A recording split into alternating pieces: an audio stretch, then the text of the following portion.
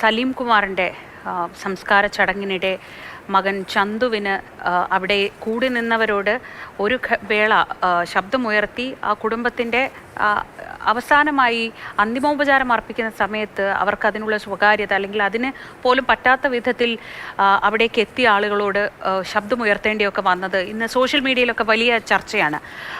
ഈ സംഭവവുമായി ബന്ധപ്പെട്ട് സംവിധായകൻ ലാൽ ജോസിൻ്റെ ഭാഗത്തു നിന്നൊരു പ്രതികരണം വരികയാണ്. സലീം കുമാറിൻ്റെ ശവസംസ്കാര ചടങ്ങിലുണ്ടായ സംഭവത്തിൽ ഓൺലൈൻ മാധ്യമങ്ങൾക്കെതിരെ സംവിധായകൻ ലാൽ ജോസ് രംഗത്തെത്തി. ഒരു മൊബൈലുമായി ചിലർ എവിടെയും കയറി ചെല്ലുകയാണ്. ഇതിന് ലൈസൻസ് വേണം, നിയമനിർമ്മാണം നടത്തണമെന്നും ലാൽ ജോസ് ആവശ്യപ്പെട്ടു.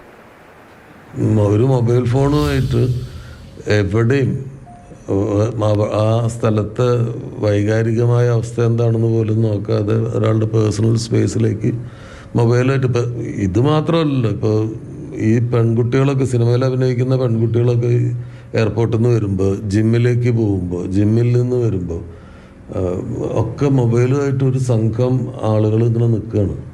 അവരുടെ എല്ലാ പ്രൈവസിനെയും ഇതാക്കിക്കൊണ്ട് ഊള ചോദ്യങ്ങളുമായിട്ട് ഒരു സംഘം ഹൂളിഗൻസാണ് വന്ന് നിൽക്കുന്നത്. അത് നിയമം മൂലം തടയേണ്ടതാണ്. സർക്കാരിന് ബാധ്യതയുണ്ട്